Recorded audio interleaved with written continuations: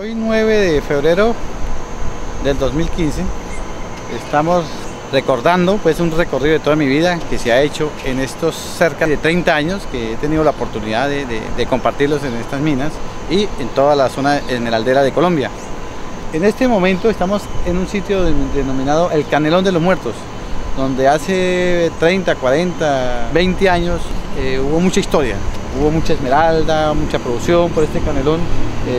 Tambreaban las cargas que bajaban de todas estas montañas, se bajaba por parejo y se tambreaba por esta quebrada llamada Las Ánimas.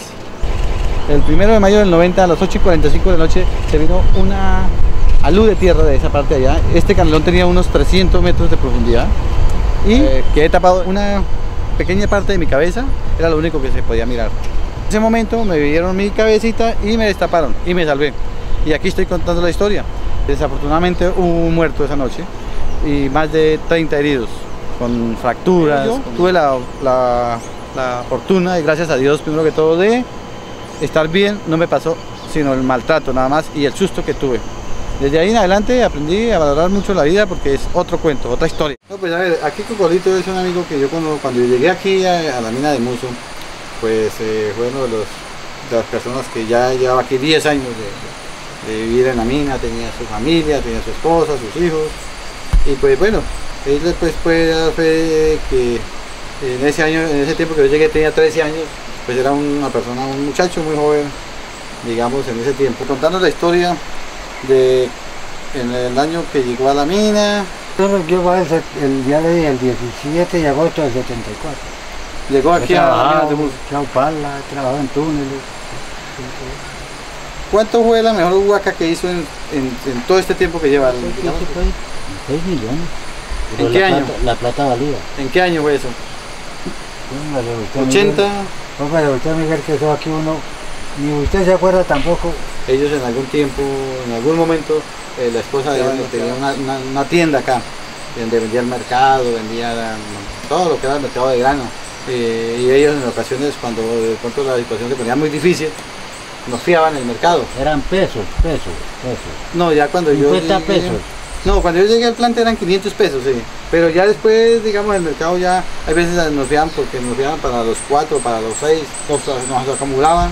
Pero cuando nosotros nos enguacábamos, lo que hacíamos era, le pagábamos mercado. Ir y pagar. Ir y pagar, exactamente.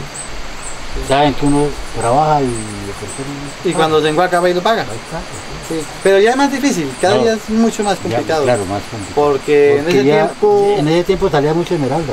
Exacto, y en ese tiempo 10.000 pesos era otra plata y era un mercado grande. Bueno. Hoy en día 10.000 pesos usted compra un par de libras de arroz. Y ahorita no es que estaba 1.800 la libra.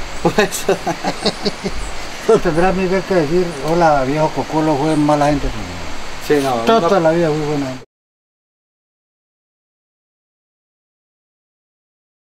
Un abrazo, Cocolito.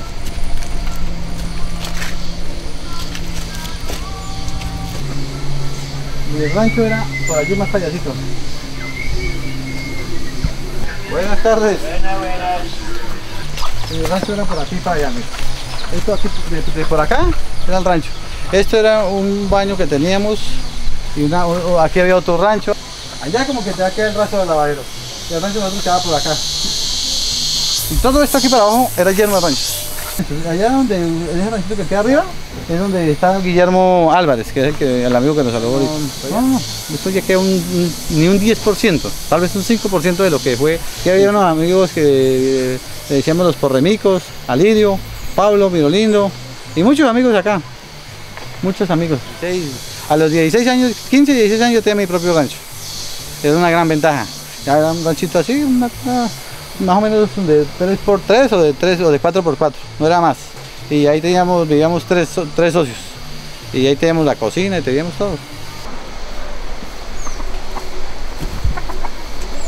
Venga, ven para acá, hermano, que vengo a vender una esmeralda, hermano.